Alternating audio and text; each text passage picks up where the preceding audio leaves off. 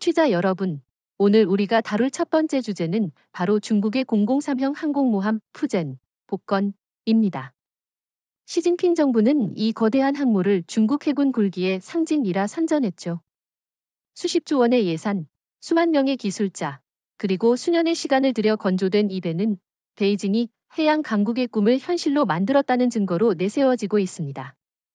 그러나 아이러니컬하게도 이 거대한 자존심의 상징은 지금 한국의 KSS-3 앞에서 단 몇 분 만에 물 위의 표적으로 전락할 수 있다는 냉혹한 평가를 받고 있습니다. 맞습니다.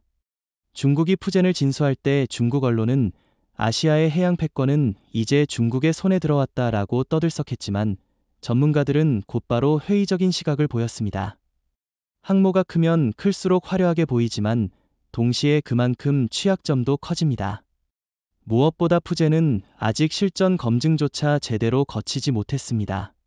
반면 대한민국의 KSS-3는 이미 실전 수준의 검증을 끝내고 SLBM 즉 잠수함 발사 탄도미사일까지 탑재하고 있죠.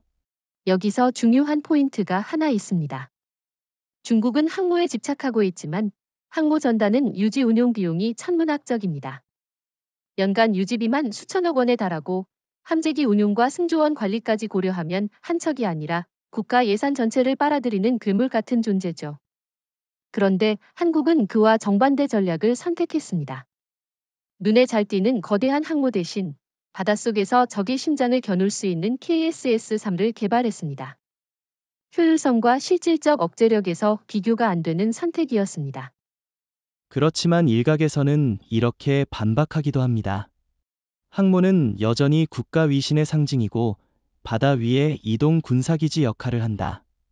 한국은 항모가 없으니 한 수 뒤처진다. 그러나 이 주장은 현실을 모르는 발언입니다. 현대전에서 항모의 상징적 가치는 점점 줄어들고 있습니다. 실제로 미국조차 항모가 중국과 러시아의 극초음속 무기 앞에서 얼마나 취약한지를 뼈저리게 느끼고 있죠. 하물며 방어체계가 완벽하지 않은 중국의 푸젠은 KSS-3 한 척만으로도 무력화될 수 있습니다. 저는 오히려 이렇게 봅니다. 푸젠은 중국의 과잉 자존심의 산물입니다. 시진핑 정권은 국민에게 우리는 미국을 따라잡고 일본을 능가했다라는 이미지를 심어주고 싶었습니다. 하지만 실제 전장에서 푸젠이 맞닥뜨릴 적은 미국이 아니라 한국의 KSS-3일 수 있습니다. 왜냐하면 동북아 해역에서 중국 항모 전단의 주요 활동 반경이 바로 황해와 동중국해인데 이 바다는 한국 잠수함의 활동 무대이기도 하거든요. 바로 그 지점이 무섭습니다. 한국의 KSS-3는 최신 잠수함 탐지망을 뚫을 수 있는 저소음 설계와 독자적 기술력을 갖추고 있습니다. 일본의 이지스함도 중국의 대잠 헬기도 잡아내기 어려운 수준이죠. 반면 푸젠은 덩치만 클 뿐 바다 위에서 눈에 잘 띄고 움직임도 제한적입니다. 한쪽은 숨은 창, 다른 한쪽은 거대한 표적입니다. 결과는 불 보듯 뻔합니다. 결국 문제는 선택과 전략의 차이입니다. 중국은 여전히 20세기식 과시형 무기 체계에 집착하고 있고 한국은 21세기식 비대칭 전략을 택했습니다. 여기서 대한민국이 얼마나 영리한 선택을 했는지가 드러납니다. 이재명 대통령이 최근 발표한 KSS-3를 통한 해양 억제력 강화 발언은 단순한 군사 정책이 아니라 동북아 전체의 전략 균형을 바꿀 선언으로 볼 수 있습니다. 그렇다면 질문 하나 던져보겠습니다.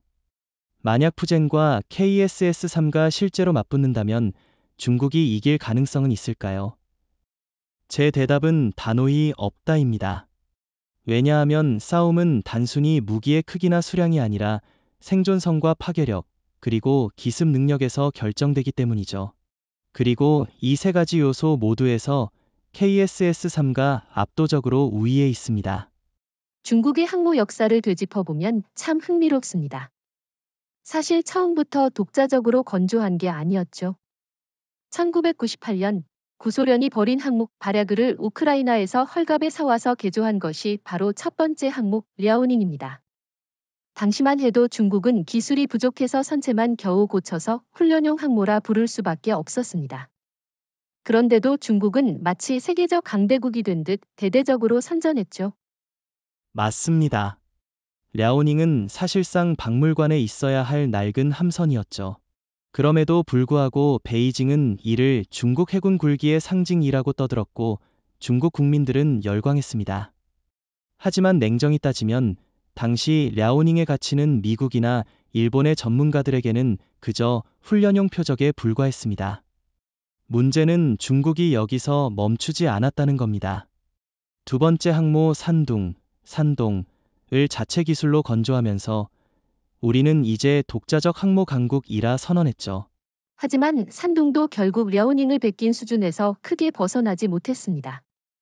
함재기 이착륙 시스템도 여전히 구식인 스키점프식이고 실질적인 전투 효율성도 제한적이었죠. 그런데도 중국은 이를 또 한 번 자주 국방의 상징으로 포장했습니다. 저는 여기서 의문이 듭니다. 과연 항모라는 게 단순히 만들었다는 사실만으로 강대국의 지위를 보장할까요? 그 질문이 핵심입니다. 항모는 단순히 떠다니는 활주로가 아니라 함재기 운용 능력, 항모 전단 방어, 대잠 능력, 보급망까지 총체적 시스템이 뒷받침되어야 제대로 된 전력으로 인정받습니다. 그런데 중국은 아직 이 모든 분야에서 허술합니다. 일본의 이지스함, 한국의 KSS-3 같은 잠수함, 미국의 초음속 미사일까지 고려하면 중국 항모는 사실상 바다 위에서 살아남을 확률이 낮습니다. 여기서 흥미로운 부분이 있습니다. 중국은 왜 이렇게 항모에 집착할까요? 제 생각엔 두 가지 이유가 있습니다. 첫째, 국민 선동용입니다. 항모는 언론에 보여주기 좋은 무기죠. 둘째, 미국을 따라잡고 싶다는 과도한 집착입니다. 하지만 역설적으로 이런 집착이 중국의 약점을 더 크게 드러내고 있습니다. 왜냐하면 그 천문학적인 비용이 중국 경제를 짓누르고 있으니까요. 그 부분에선 저도 동의합니다. 푸젠 항모만 해도 건조 비용이 100억 달러 이상 들어갔다는 추산이 있습니다. 여기에 매년 수천억 원의 유지비, 함재기 운용 비용, 그리고 수천 명의 인력을 관리해야 하는 인건비까지 합치면 그야말로 돈 먹는 하마죠. 반면 한국의 KSS-3는 상대적으로 훨씬 적은 비용으로 오히려 몇 배의 억제 효과를 발휘할 수 있습니다. 이건 단순한 무기 경쟁이 아니라 국가 전략의 효율성 싸움입니다. 그렇지만 반대 의견도 있습니다. 항모는 여전히 대양 해군으로 가는 티켓이라는 거죠. 즉, 항모가 있어야 태평양, 인도양을 오가며 전략적 영향력을 행사할 수 있다는 주장입니다. 그런데 저는 이 주장도 시대착오적이라고 봅니다. 지금은 위성, 장거리 미사일, 잠수함이 전략적 영향력을 훨씬 더 강력하게 발휘합니다.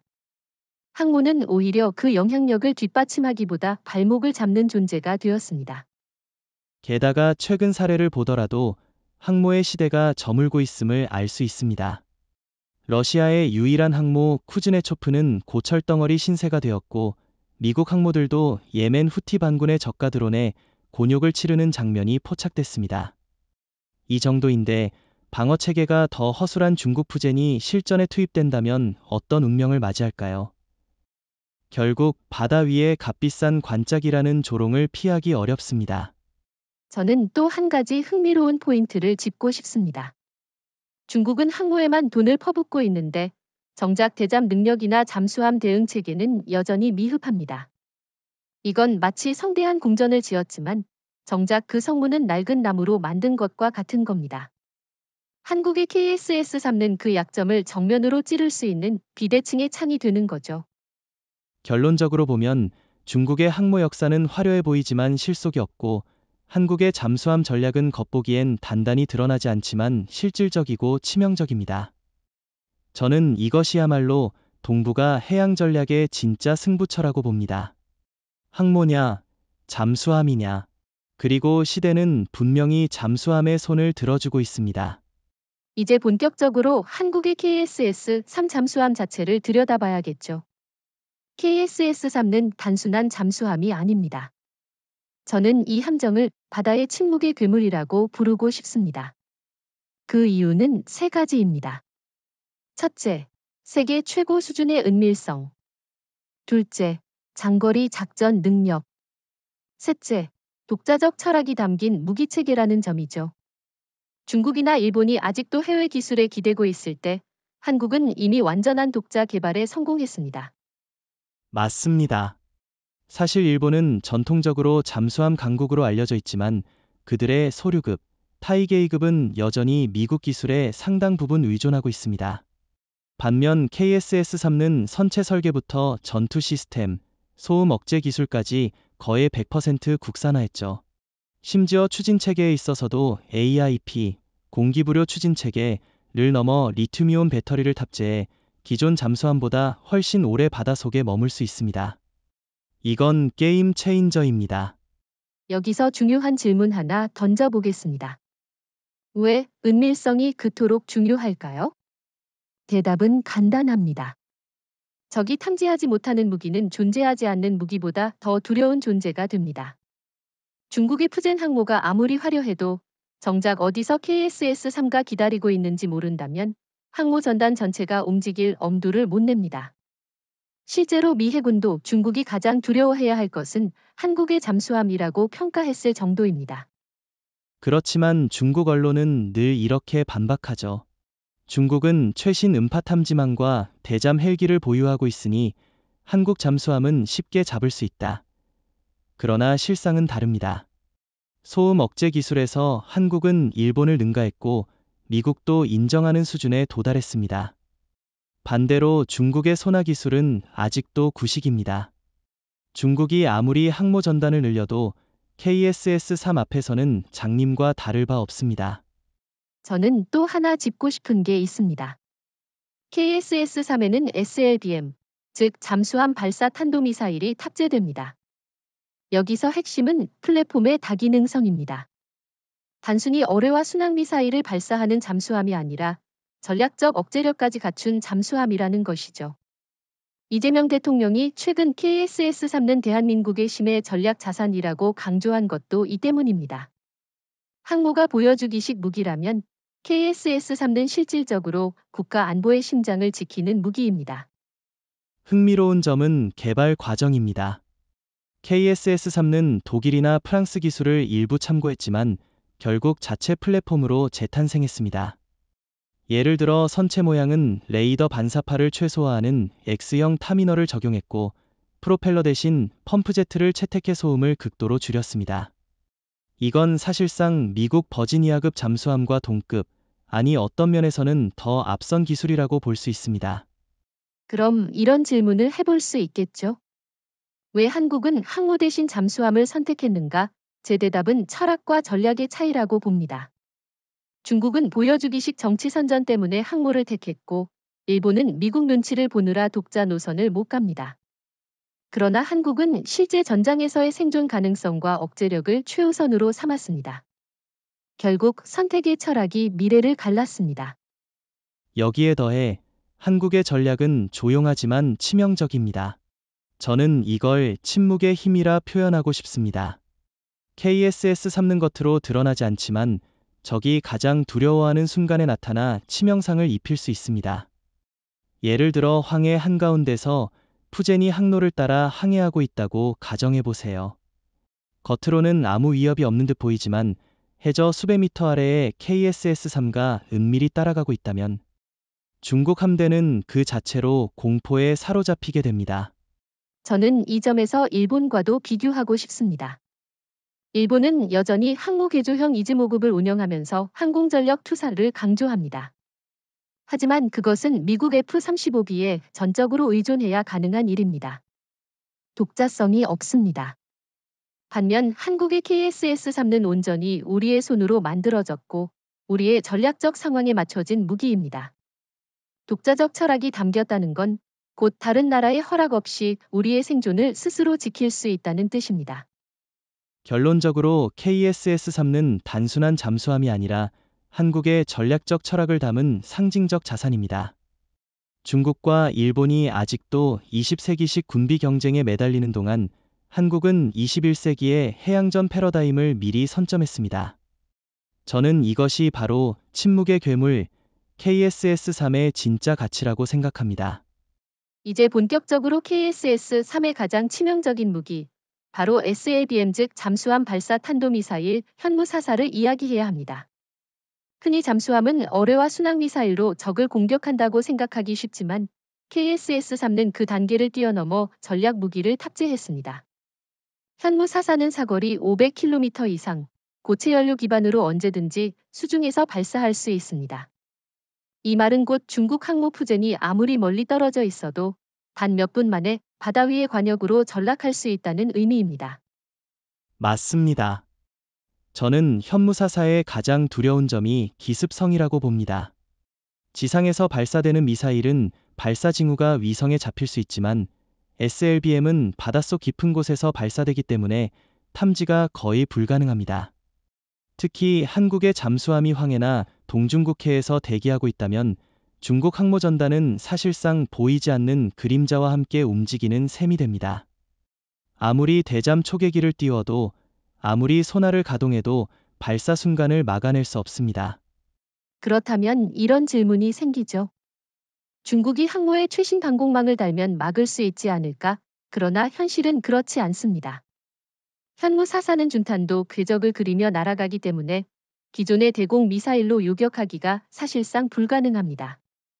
더구나 극초음속급에 가까운 속도로 하강하니 중국의 방공망은 반응할 시간조차 없습니다. 결국 푸젠 같은 초대형 항모는 오히려 더 좋은 관역일 뿐입니다. 저는 여기서 미국 사례를 하나 들고 싶습니다. 미국도 SLBM을 전략 억제의 핵심으로 삼아온 나라입니다. 오하이오급 잠수함에서 발사되는 트라이던트-2 미사일은 세계 최강의 억제력으로 알려져 있죠. 한국이 현무사사를 개발하면서 사실상 미니 트라이던트를 손에 쥔 셈입니다. 미국이 한국을 바라보는 시선이 달라진 이유도 여기에 있습니다. 트럼프 대통령이 최근 한국을 핵심 해양 파트너라 부른 것도 단순한 수사가 아닙니다. 반대로 중국 입장에서는 치명적 고민거리가 생겼습니다. 푸젠을 비롯한 항모 전단을 동북아에서 마음껏 과시하려 했지만 한국의 SLBM 존재만으로 이미 위축될 수밖에 없거든요. 실제로 중국 내부 보고서에서도 한국 SLBM의 존재가 우리의 항모 전략을 근본적으로 흔들고 있다라는 내용이 확인된 바 있습니다. 항모 건조에 쏟아부은 수십조 원이 단 몇 발의 미사일 앞에서 무력화된다면 이건 군사 전략이라기보다 도박에 가깝습니다. 그렇지만 일부에서는 이렇게 말하기도 합니다. 한국은 아직 핵탄두를 갖고 있지 않으니 억제력은 제한적이다.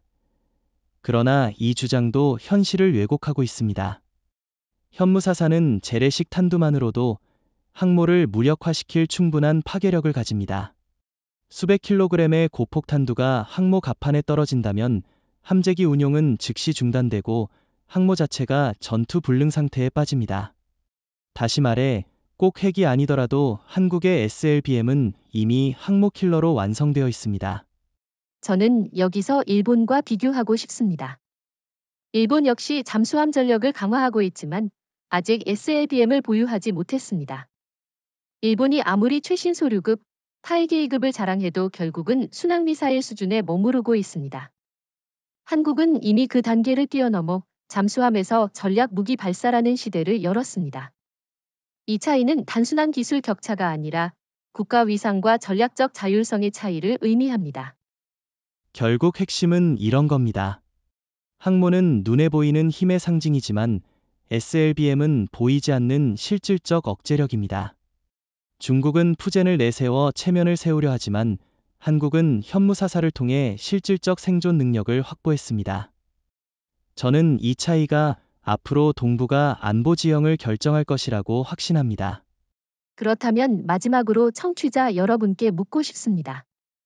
당신이라면 어느 쪽을 선택하시겠습니까? 수십조 원이 드는 거대한 과시용 무기, 아니면 몇 분 만에 그 무기를 무력화할 수 있는 보이지 않는 창? 답은 너무도 명확합니다. 한국의 선택은 현명했고 중국의 집착은 위험했습니다. 현무사사는 단순한 무기가 아니라 21세기 해양전의 패러다임을 바꾸는 상징입니다. 항모 전단이라고 하면 보통 바다 위의 요새라고 불리죠. 항모를 중심으로 이지스 구축함, 호위함, 잠수함, 보급함이 둘러싸서 마치 철옹성처럼 보입니다. 겉으로 보면 누구도 함부로 공격할 수 없는 전투 집단 같죠. 중국이 푸젠을 띄우며 가장 강조한 것도 바로 이 점입니다. 우리도 이제 항모 전단을 운영할 수 있다. 하지만 문제는 겉으로만 철옹성이지 실제 전술적 균형은 전혀 다릅니다. 맞습니다. 항모전단은 사실 방어의 한계가 명확합니다. 이지스함이 아무리 최신 레이더를 갖췄다 해도 수평선 아래 해저 깊숙이 숨어있는 잠수함을 잡아내기는 어렵습니다. 특히 KSS-3처럼 소음을 극도로 줄인 잠수함은 탐지가 거의 불가능하죠. 결국 항모전단이 겉보기에 강력해 보여도 실제로는 보이지 않는 잠수함 한 척 앞에서 불안한 존재일 수밖에 없습니다. 그렇다면 이런 질문을 해봅시다. 만약 푸젠 항모 전단과 KSS-3 한 척이 실제로 맞붙는다면 누가 이길까? 전통적 관점에서는 항모 전단이 유리하다고 할 수 있습니다. 전투기 수십 대를 운용할 수 있고 함대 방공망도 탄탄하니까요. 그러나 전술적으로 보면 상황은 완전히 달라집니다. 항모 전단은 방어와 공격 루틴이 노출되지만 잠수함은 언제 어디서 나타날지 예측할 수 없기 때문입니다.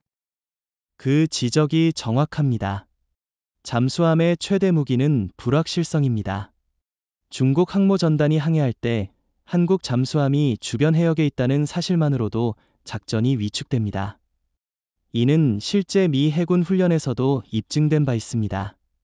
미 항모전단이 수십 차례 모의 훈련을 했는데 상대 잠수함에게 기습당해 침몰 판정을 받은 경우가 반복적으로 발생했죠. 하물며 미군도 이런데 경험이 부족한 중국 해군이 한국 잠수함을 상대로 우위를 점할 수 있을까요? 저는 또 하나의 핵심 차이를 강조하고 싶습니다. 항모 전단은 본질적으로 방어적 구조입니다. 항모를 지키기 위해 다수의 함정이 희생되는 구조죠. 반면 KSS-3는 단독으로 목표물을 제거하는 공격적 플랫폼입니다. 즉, 공격자와 방어자의 관계에서 이미 주도권이 한국 쪽으로 넘어가 있다는 겁니다. 그렇지만 반론도 제기됩니다. 항모전단이 대잠 초계기를 띄우면 잠수함은 발각될 수 있다. 그러나 현실은 다릅니다. 초계기가 탐지할 수 있는 범위는 제한적이고 해양 환경에 따라 성능이 크게 떨어집니다. 예를 들어 황해나 동중국해처럼 수심이 얕고 해류가 복잡한 바다에서는 초계기의 소나 탐지가 거의 무용지물에 가깝습니다. 반대로 KSS-3는 이런 복잡한 환경에서 오히려 은밀성이 더 강화됩니다. 여기에 비용 문제도 따져봐야죠. 항모 전단을 유지하려면 하루 운영비가 수백억 원에 달합니다. 반면 KSS-3는 훨씬 적은 비용으로도 항모 전단 전체를 무력화시킬 수 있습니다. 군사 전략에서 가성비는 절대 무시할 수 없는 요소입니다. 중국이 아무리 항모 전단을 늘려도 한국의 잠수함 한 척에 무너질 수 있다면 결국 불균형이 더 심해지는 겁니다. 저는 일본 사례도 흥미롭다고 봅니다. 일본은 이즈모급 항모를 개조해 F-35B를 운용하려 하고 있습니다. 그러나 일본의 전략가들조차 중국이나 한국 잠수함 앞에서 항모는 취약하다라고 인정합니다. 실제로 일본이 방어력을 높이는 데 집착하는 이유도 바로 한국 잠수함 때문입니다. 한마디로 말해 동북아에서 잠수함은 항모의 천적이자 게임 체인저입니다. 이 대목에서 질문을 하나 드리고 싶습니다. 그렇다면 중국 항모 전단이 살아남을 방법은 전혀 없는가? 제 답은 단호합니다. 살아남을 방법은 거의 없습니다. 잠수함이라는 무기는 완벽한 대응 수단이 없기 때문입니다. 특히 SLBM을 탑재한 KSS-3 앞에서는 중국 항모 전단이 사실상 예정된 패배자라고 할 수 있습니다. 결국 결론은 하나입니다. 전술적으로 항모전단은 대규모 병력과 장비로 포장된 거대한 표적이고 KSS-3는 은밀성과 기습 능력으로 무장한 침묵의 창입니다. 싸움의 균형은 당연히 한국 쪽으로 기울 수밖에 없습니다. 중국이 아무리 체면을 세우려 해도 실질적 힘의 무게추는 이미 한국으로 넘어왔습니다. 오늘은 가상 시나리오를 통해 KSS-3와 중국 푸젠 항모 전단이 맞붙는 장면을 상상해 보겠습니다. 청취자 여러분도 함께 그림을 떠올려 보시죠. 동중국해, 한밤중, 바다는 고요합니다. 수면 위로는 푸젠 항모를 중심으로 이지스 구축함, 호위함이 포진해 있고 대잠 초계기가 상공을 순찰하고 있습니다. 겉으로 보기에 완벽한 방어망 같죠? 그런데 바다 밑 300m 아래 KSS-3 한 척이 그 모든 움직임을 조용히 추적하고 있습니다. 바로 그 장면이 핵심입니다. 중국 항모전단은 자신들이 안전하다고 믿지만 실상은 그렇지 않습니다. KSS-3는 초저소음 설계 덕분에 사실상 탐지가 불가능합니다. 초계기 소나도, 구축함의 예인 소나도 잡아내지 못하죠. 마치 심연 속의 그림자처럼 KSS-3는 한 발짝씩 푸젠의 급소에 다가가고 있습니다. 여기서 중요한 질문을 해봅시다. 왜 하필 심야일까? 정답은 단순합니다. 야간은 대잠 작전 효율이 크게 떨어지는 시간대입니다. 초계기의 센서 효율도 줄고 해상 잡음도 많아집니다. KSS-3는 바로 이런 순간을 노려 접근합니다. 몇 시간 동안의 추적 끝에 이제 KSS-3는 푸젠을 겨냥할 수 있는 최적의 사거리에 들어섰습니다. 그 순간을 상상해 보세요.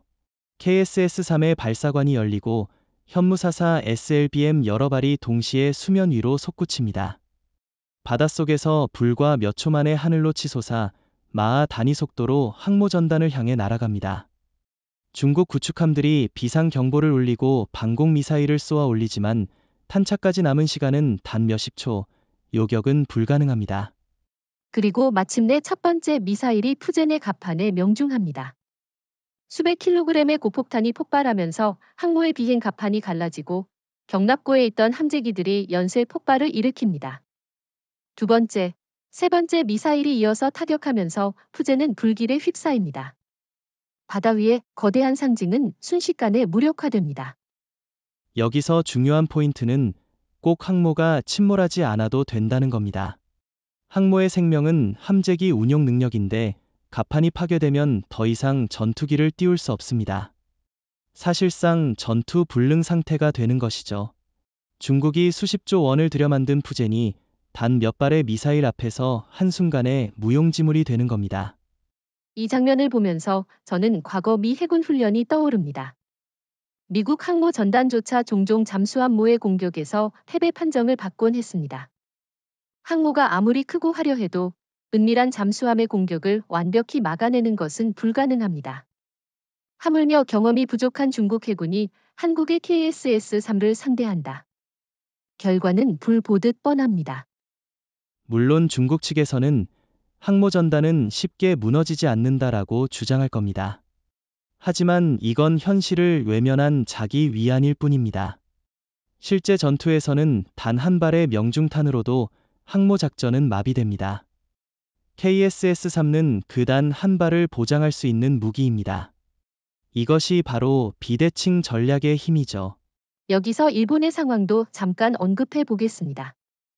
일본이 최근 이즈모급 항모를 개조해 F-35B를 탑재했지만 SLBM 같은 무기 앞에서는 똑같이 취약합니다. 항모라는 플랫폼 자체가 시대의 변화 앞에서 비효율적 과시물이 되어가고 있는 겁니다.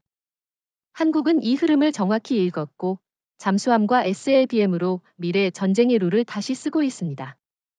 결국 이 모의 시나리오는 단순한 상상이 아니라 충분히 현실화될 수 있는 그림입니다.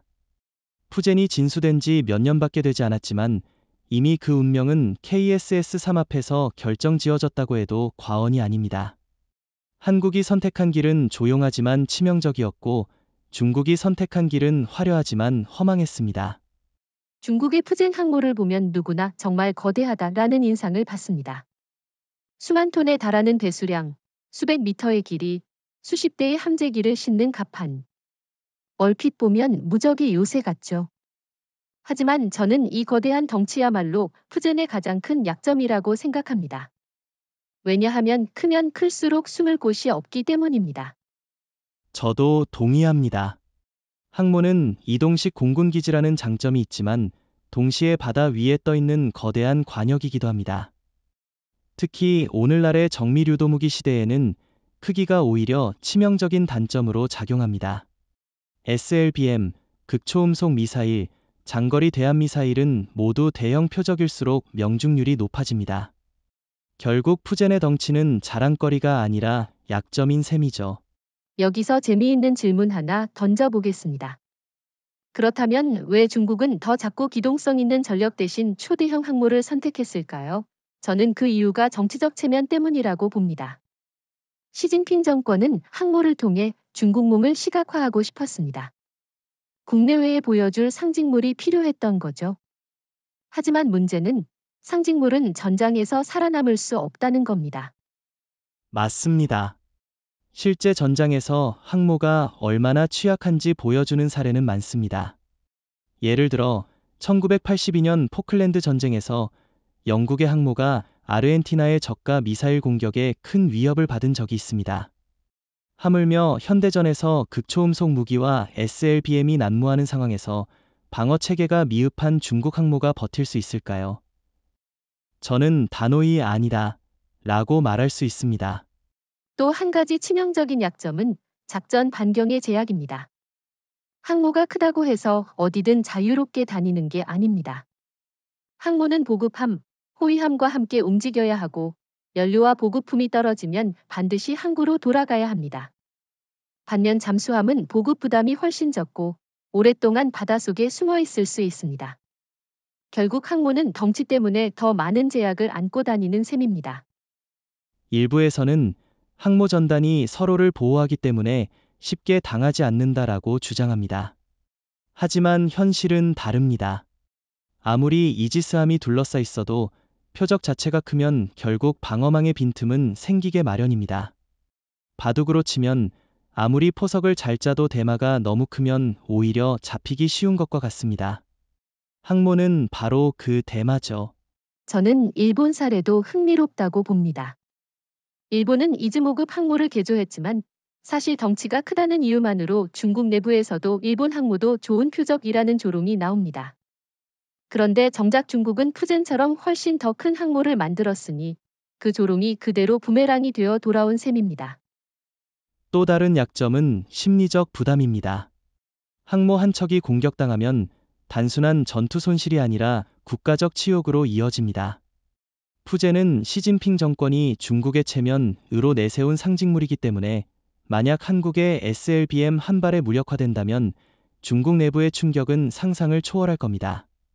단순히 군사력이 아니라 정권의 정당성까지 흔들릴 수 있습니다. 그렇다면 다시 묻겠습니다. 거대한 항모와 은밀한 잠수함, 어느 쪽이 더 유리한가? 저는 단호히 잠수함이라고 봅니다. 항모의 크기는 눈에 잘 띄고 움직임은 제한적이며 유지비는 천문학적입니다. 반면 잠수함은 보이지 않고 기동은 자유롭고 비용 대비 효과가 압도적입니다. 한국의 선택은 명확히 옳았습니다. 결국 거대함은 강점이 아니라 오히려 파멸의 원인이 됩니다. 푸젠이 바다 위를 항해할 때마다 사실상 스스로를 관역판 위에 올려놓는 것과 다르지 않습니다. 한국의 KSS 3화 현무사사 앞에서 중국 항모는 이미 치명적 약점을 안고 출발한 겁니다. 이게 바로 21세기 해양 전략의 냉혹한 진실입니다. 청취자 여러분, 전쟁은 단순히 힘의 문제가 아니라 비용의 문제이기도 합니다. 돈을 어디에, 어떻게 쓰느냐가 곧 전략의 성패를 가르죠.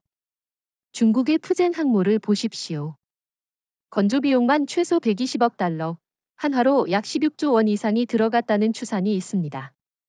그런데 여기에 그치지 않습니다.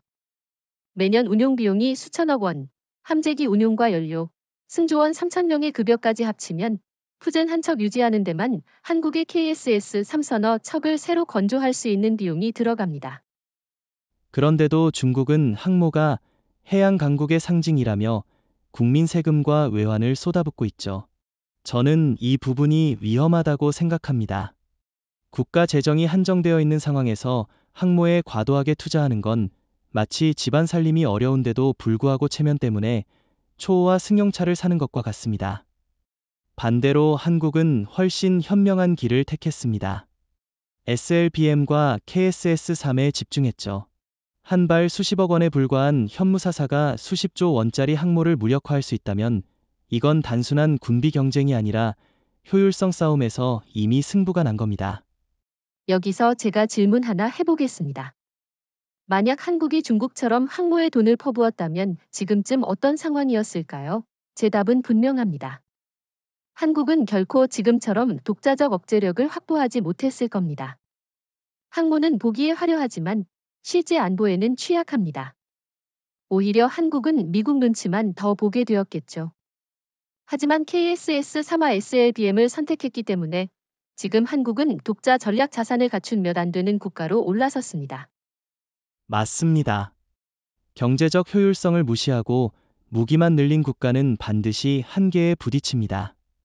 구소련이 냉전 때 군비 경쟁에 몰두하다 경제가 붕괴한 게 대표적 사례죠. 중국도 지금 비슷한 길을 걷고 있습니다. 항모에 수십조 원을 쏟아붓지만 정작 경제 성장률은 둔화되고 청년 실업률은 치솟고 있습니다. 이런 상황에서 항모가 침몰하거나 무력화된다면 그것은 단순한 군사적 손실을 넘어 사회 경제 전체를 뒤흔드는 리스크가 됩니다. 여기에 대비되는 한국의 사례를 보죠. 한국은 국방비를 효율적으로 배분하면서도 세계 10대 방산 수출국으로 도약했습니다. KSS-3, K9 자주포, FA-50 같은 무기들은 모두 비용 대비 효과가 뛰어나 실제 전장에서 실속을 발휘합니다. 특히 KSS-3는 단 한 척으로도 적 항모 전단 전체를 제압할 수 있는 능력을 갖췄습니다. 이게 바로 한국 전략의 힘입니다. 최소 비용, 최대 억제력.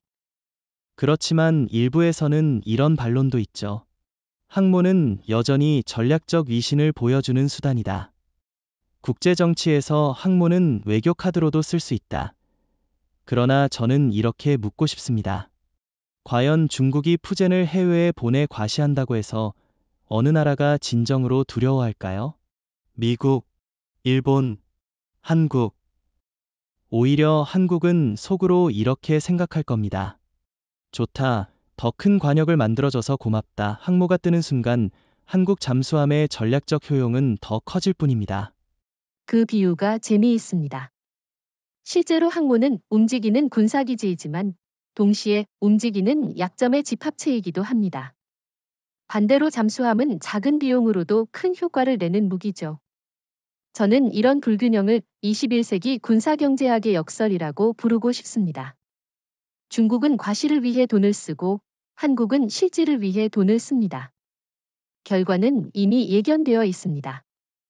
마지막으로 청취자들에게 이렇게 묻고 싶습니다. 만약 당신의 세금이 쓰인다면 수십조 원짜리 항모 한 척과 수십억 원짜리 미사일 수백 발 중 어느 쪽을 원하시겠습니까? 답은 너무도 명확합니다. 한국이 선택한 길은 국민의 세금을 지키는 길이고 중국이 선택한 길은 국민의 부담을 키우는 길입니다. 푸젠은 지금도 바다 위에 있지만 이미 전략적 경제적 패배자로 기록되고 있습니다. 군사 전략에서 종종 간과되는 부분이 있습니다. 바로 심리적 충격입니다. 항모가 공격당했을 때 발생하는 파급 효과는 단순히 함선 한 척을 잃는 데서 끝나지 않습니다. 그것은 곧 국가적 자존심의 붕괴로 이어집니다. 특히 푸젠 같은 상징적 무기가 한국의 KSS-3 한 발 앞에 무너진다면 중국의 해양몽 자체가 산산조각 날 수 있습니다. 저는 이 점이야말로 중국이 가장 두려워해야 할 지점이라고 봅니다. 푸젠은 단순한 군함이 아니라 시진핑 정권의 체면이자 정치적 자산입니다. 그런데 만약 이 항모가 SLBM 한 발에 무력화된다면 중국 국민들의 충격은 상상을 초월할 겁니다. 국민들은 수십조 원을 쏟아부은 항모가 왜 몇 분 만에 끝장났느냐라는 질문을 던질 테고 이는 곧 정권의 정당성을 흔들 수 있습니다. 실제로 역사적으로도 비슷한 사례가 있었습니다. 1905년 러일 전쟁에서 러시아의 발틱 함대가 일본 해군에 참패했을 때 러시아 국민은 군사적 패배보다도 심리적 충격에 무너졌습니다. 그 결과 혁명이 촉발됐고 제정 러시아는 급속히 몰락했습니다. 지금 중국도 마찬가지입니다. 푸젠이 무너진다면 그것은 단순한 군사적 사건이 아니라 중국 사회 전체를 흔드는 도화선이 될 수 있습니다. 그렇지만 혹자는 이렇게 반박할 수도 있습니다. 중국은 여전히 거대한 군사력을 가지고 있고 항모 한 척의 손실로 무너지지는 않는다. 물론 물리적 전력은 여전히 클 수 있습니다. 그러나 중요한 건 상징의 상실입니다. 푸젠은 중국이 미국을 추월할 수 있다는 상징물이었는데 그 상징이 무너진다면 중국 국민의 사기, 군 내부의 자신감, 심지어 국제사회의 신뢰까지 무너집니다. 게다가 이 심리적 충격은 단순히 중국 내부에 그치지 않습니다. 주변국에도 즉각 파급됩니다. 일본, 대만, 베트남, 필리핀은 중국을 두려워하기보다 오히려 중국의 허상을 보게 될 겁니다. 그리고 한국은 그 중심에서 진짜 힘을 가진 나라로 인정받게 되죠. 저는 이것이 KSS-3 한 발이 만들어낼 가장 강력한 효과라고 생각합니다. 저는 미국의 사례를 들어 설명하고 싶습니다. 미국은 항모를 수십 척 보유하고 있지만 만약 그중 하나가 실제 전투에서 침몰한다면 워싱턴 정치권은 엄청난 충격을 받을 겁니다. 그만큼 항모는 단순한 무기 이상 국가의 자존심과 직결된 상징입니다. 중국은 이제 막 푸젠을 내세우며 세계 강국 흉내를 내고 있는데 그 상징이 무너지는 순간 베이징 정권은 돌이킬 수 없는 심리적 타격을 입게 됩니다. 그렇다면 다시 질문을 던져보겠습니다. KSS-3 한 발의 미사일이 단순히 군사적 공격을 넘어 한 나라의 꿈을 무너뜨릴 수 있을까? 제 답은 그렇다입니다. 왜냐하면 군사력은 결국 정치와 사회의 뒷받침이 있어야 유지되는데 심리적 충격은 그 기반 자체를 붕괴시키기 때문입니다. 맞습니다. 저는 이를 심리적 억제력이라고 표현하고 싶습니다. 한국이 KSS-3와 SLBM을 보유한 순간 중국은 항모를 띄우는 것 자체가 부담스러워집니다. 바다에 나서는 순간 언제 어디서 기습당할지 모른다는 공포가 생기죠. 그 공포가 곧 전략적 패배로 이어집니다. 전쟁은 싸우기 전에 이미 승부가 나기도 합니다. 한국은 바로 그 지점을 선점한 겁니다. 결국 푸젠은 물리적으로 크지만 심리적으로는 가장 취약한 무기입니다. KSS-3 한 발의 미사일은 단순한 파괴가 아니라 중국의 해양몸을 송두리째 흔드는 심리적 핵폭탄이 될 수 있습니다. 이 점에서 한국은 이미 중국을 넘어섰습니다. 보여주기식 항모가 아니라 조용하지만 치명적인 잠수함과 SLBM으로 미래를 장악한 겁니다. 전쟁사를 보면 바다는 늘 강대국들의 힘겨루기 무대였습니다. 하지만 21세기에 들어와 그 힘의 중심축은 수면 위에서 수면 아래로 이동하고 있습니다. 바로 심의 권력의 시대가 열린 것이죠.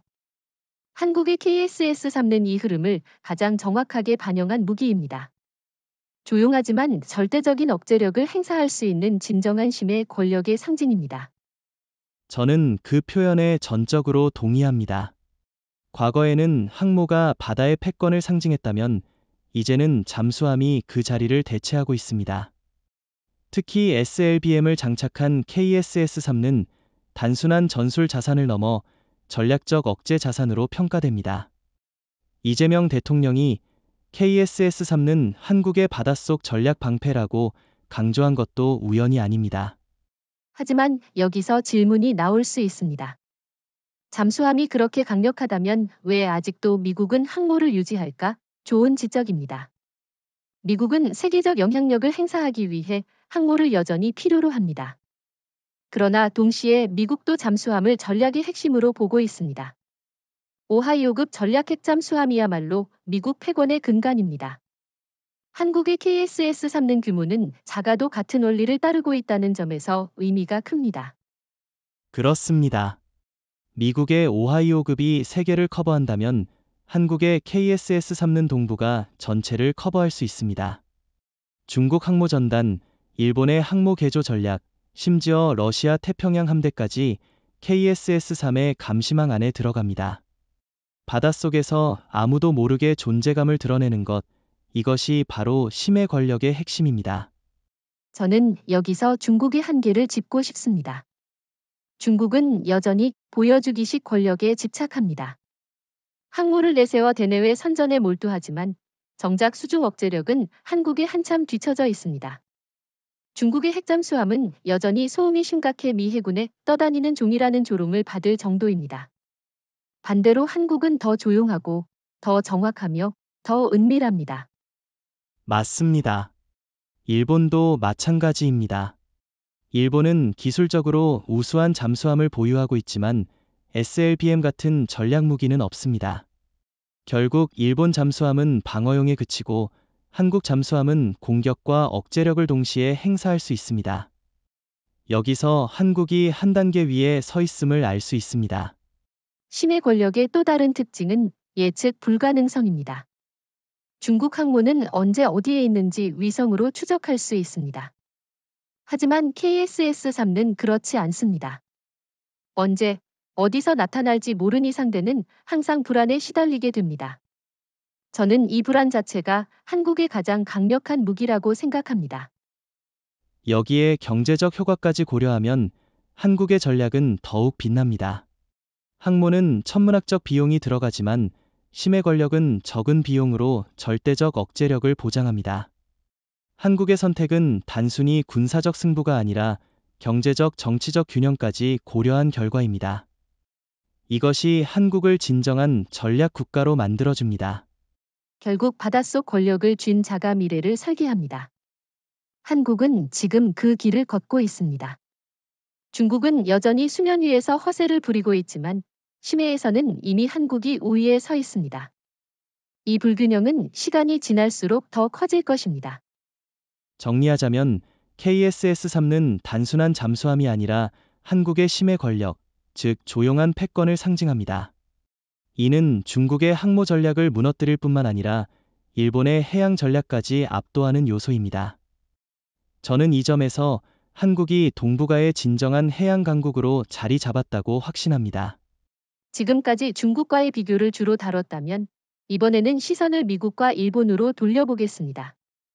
미국은 세계 최강의 해군력을 갖추고 있고 일본 역시 전통적으로 잠수함 강국으로 불려왔죠. 그런데 흥미로운 건 바로 이 두 나라와 비교했을 때도 한국의 KSS-3가 독자적 기준을 세우고 있다는 사실입니다. 맞습니다. 우선 미국부터 보죠. 미국은 오하이오급 전략 핵잠수함을 통해 SLBM 전력을 운용하고 있습니다. 분명히 세계 최강의 전략 자산임은 부정할 수 없죠. 하지만 미국은 초대국으로서 전 세계를 커버해야 하기에 규모가 지나치게 크고 비용이 엄청납니다. 한국의 KSS-3는 훨씬 작은 체급이지만 동북아라는 전략 환경에서는 필요 충분 조건을 완벽히 충족합니다. 즉, 미국 모델을 그대로 따라가지 않고 한국 상황에 맞게 최적화한 것이죠. 그 말은 결국 효율성 싸움이라는 거군요. 미국이 전 세계를 지키기 위해 항모와 핵잠수함을 동시에 굴려야 한다면 한국은 국익에 맞춘 집중형 전략으로 충분히 억제력을 확보할 수 있다는 말이죠. 저는 이 부분에서 한국의 선택이 얼마나 현명한지 드러난다고 생각합니다. 그렇죠. 그리고 일본을 보겠습니다. 일본은 소류급, 타이게이급 같은 뛰어난 디젤 잠수함을 운영 중입니다. 기술력도 상당히 높습니다. 하지만 결정적인 차이가 있습니다. 일본은 SLBM이 없다는 겁니다. 잠수함이 아무리 조용하고 성능이 좋아도 결국 전략적 억제력은 확보하지 못한 셈이죠. 반대로 한국의 KSS-3는 SLBM까지 장착함으로써 전술과 전략을 모두 아우르는 플랫폼이 되었습니다. 저는 여기서 중요한 질문을 던지고 싶습니다. 왜 일본은 SLBM을 갖추지 못했을까? 답은 간단합니다.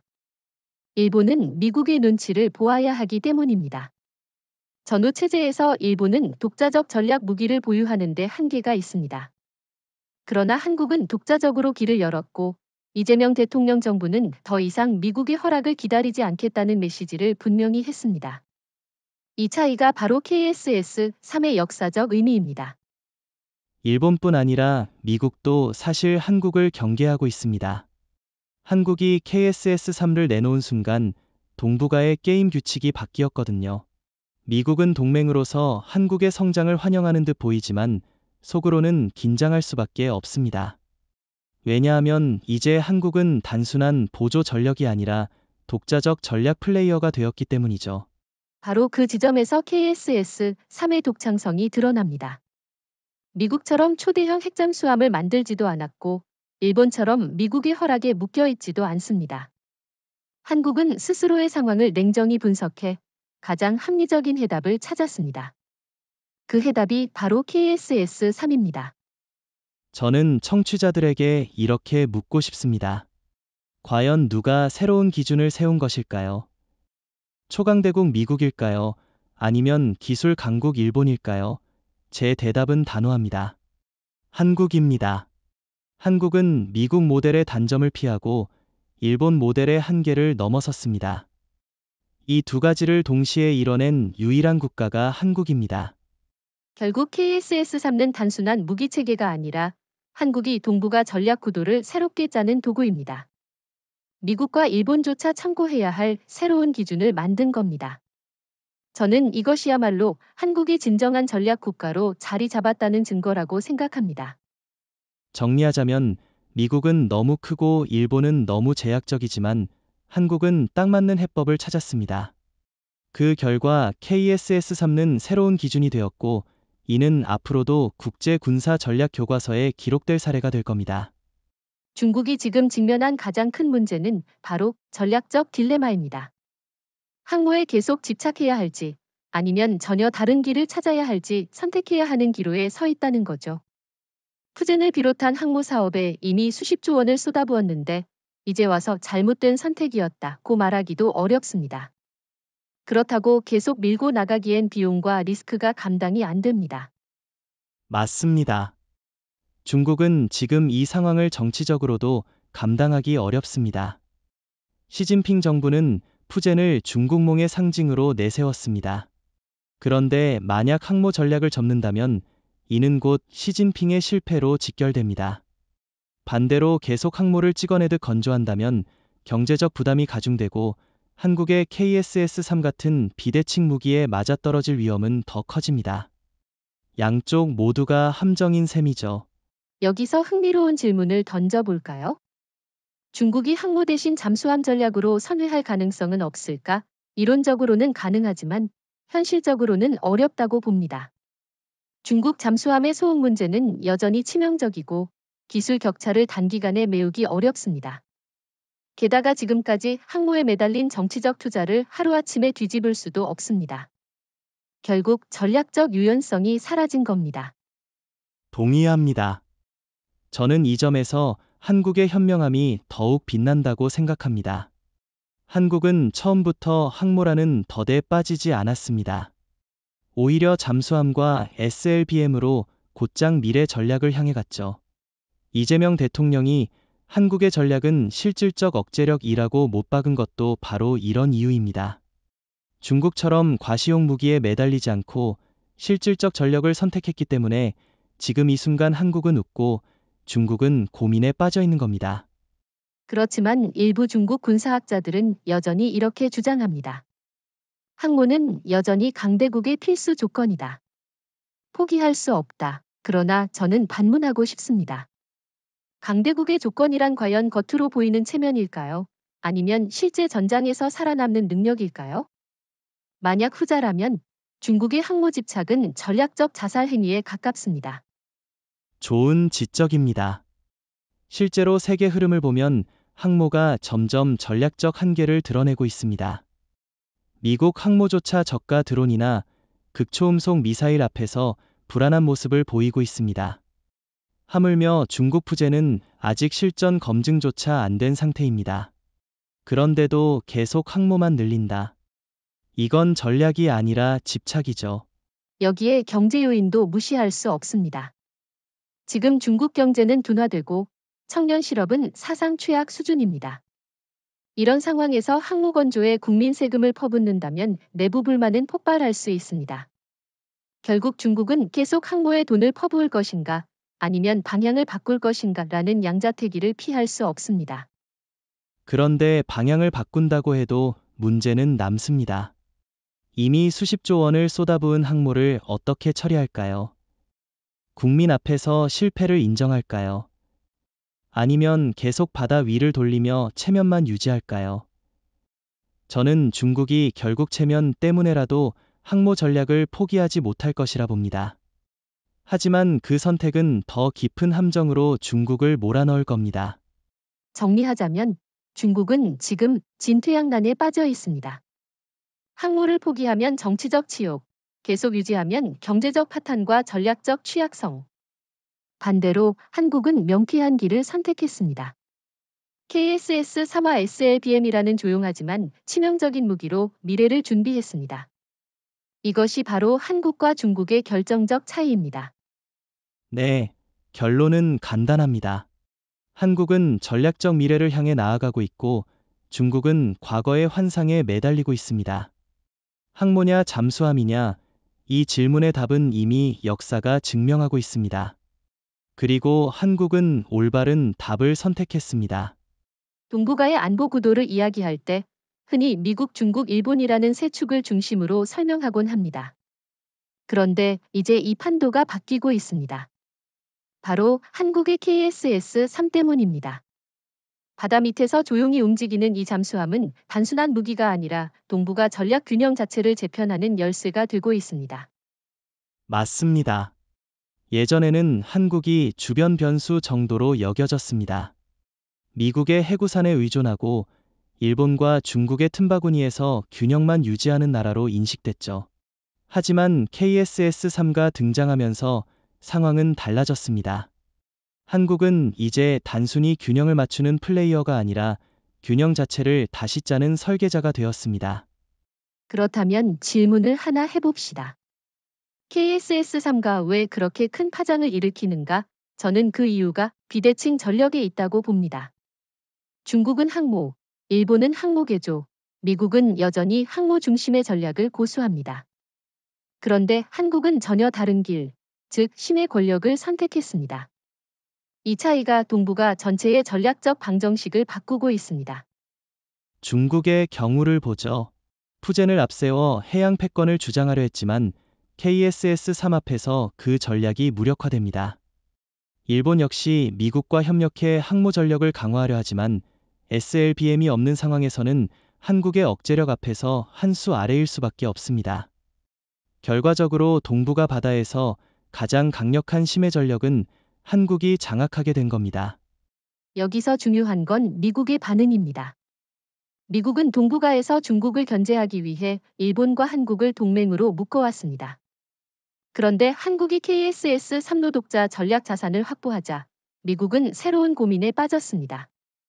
한국은 이제 단순한 동맹 보조자가 아니라 독자적 억제력을 가진 핵심 플레이어가 된 겁니다.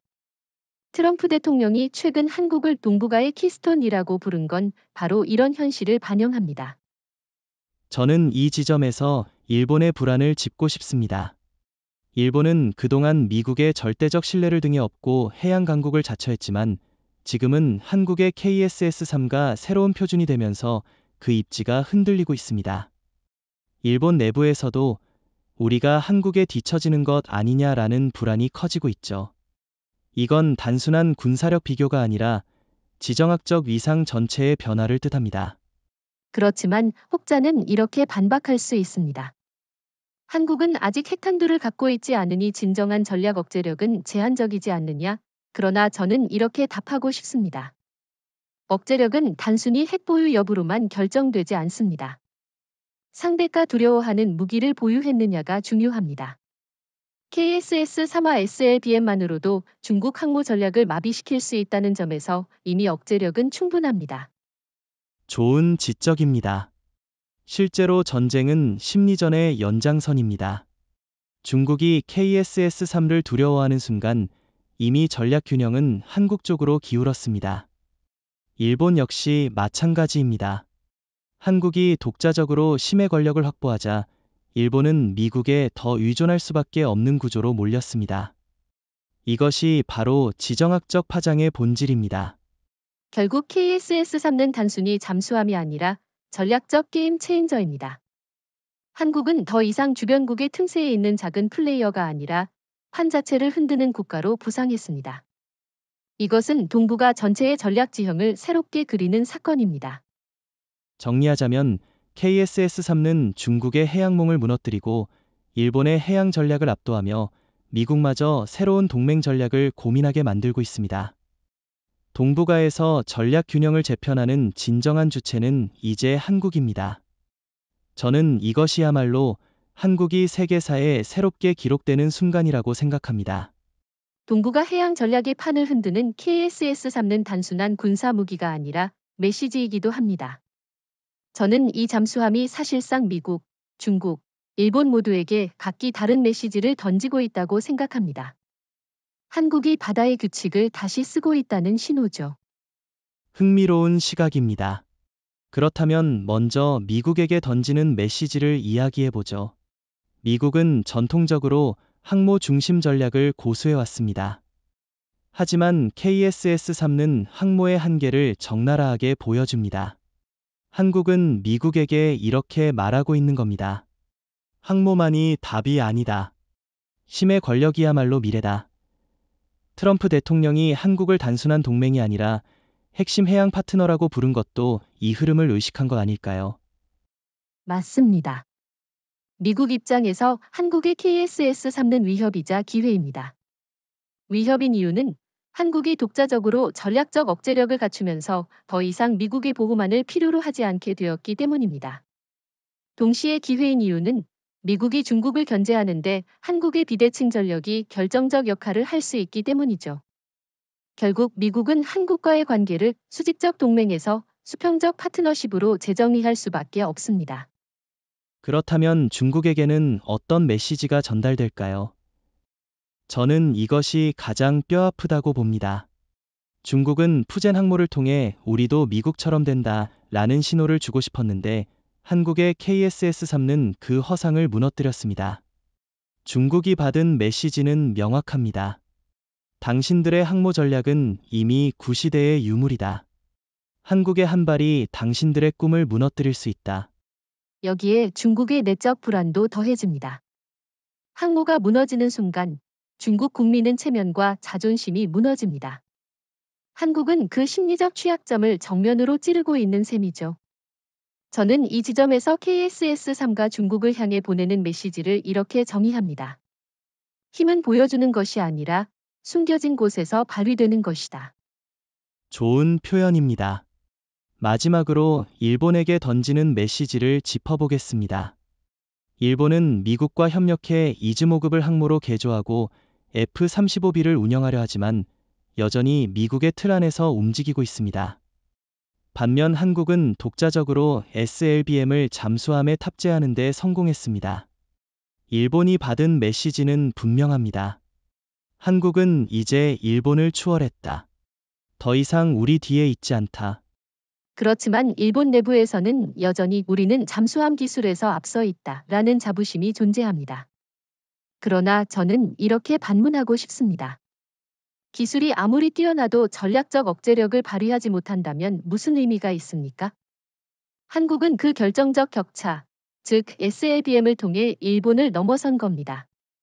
이건 단순한 기술 경쟁이 아니라 국가 전략의 수준 차이입니다. 정리하자면 미국에게는 파트너로 대하라. 중국에게는 당신들의 허상은 무너진다. 일본에게는 우리는 이미 당신들을 앞섰다라는 메시지입니다. 세 나라 모두에게 각기 다른 의미이지만 공통된 메시지가 있습니다. 바로 한국이 바다의 규칙을 새로 쓰고 있다는 겁니다.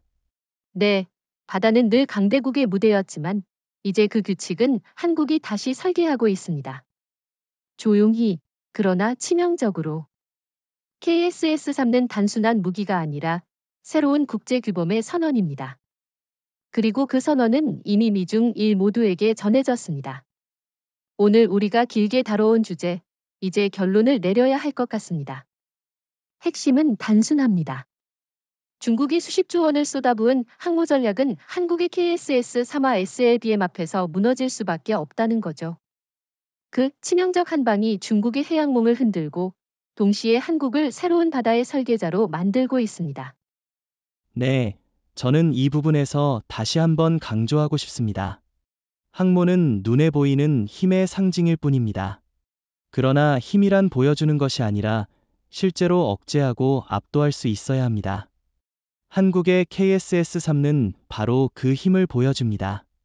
단 한 발의 미사일이 거대한 항모 전단 전체를 무력화할 수 있다는 사실, 이것이야말로 치명적 한방입니다. 그렇지만 일부 청취자분들은 여전히 이런 질문을 던질 수 있습니다. 과연 한국이 미국, 중국, 일본 같은 강대국을 상대로 설계자가 될 수 있을까? 저는 분명히 그렇다고 답합니다.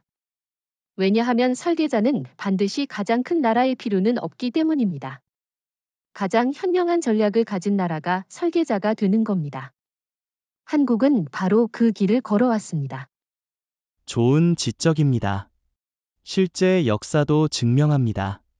고대 그리스에서 아테네가 스파르타보다 국토는 작았지만 해양 전략을 통해 지중해 질서를 바꿨던 것처럼 한국 역시 바다의 전략을 재설계하고 있습니다. 크기가 아니라 전략이 역사를 결정한다는 사실, KSS-3는 이를 상징적으로 보여줍니다. 중국의 항모는 앞으로도 바다를 누빌 겁니다. 하지만 그 그림자는 늘 한국 잠수함의 존재에 의해 흔들릴 겁니다. 일본은 기술을 자랑하겠지만 전략적 억제력에서는 한국을 따라오지 못합니다. 미국은 여전히 초강대국이지만 이제 한국을 무시할 수 없는 전략 파트너로 인정할 수밖에 없습니다. 결국 이 흐름은 하나의 메시지로 기결됩니다. 21세기 동북아의 바다를 설계하는 국가는 한국이다. 저는 이 말을 결론으로 삼고 싶습니다. 한국은 단순한 주변국이 아니라 바다의 규칙을 새로 쓰는 주체가 되었습니다. 그리고 그 배경에는 바로 KSS-3라는 조용하지만 치명적인 무기가 있습니다. 마지막으로 청취자 여러분께 이렇게 묻고 싶습니다. 눈에 보이는 화려한 항모와 바닷속에서 보이지 않게 존재하는 잠수함 중 무엇이 더 강력한가? 답은 이미 우리가 함께 풀어온 여정 속에 있습니다. 한국은 화려함 대신 실질을 선택했고 그 선택은 올바른 길이었음을 역사가 증명하게 될 겁니다. 네, 한국의 길은 결코 쉽지 않았습니다. 그러나 현명했습니다. 그리고 그 현명함은 이제 동북아 전체를 뒤흔드는 전략적 진실이 되었습니다. 치명적 한방, 그것이 한국의 억제력이자 미래입니다.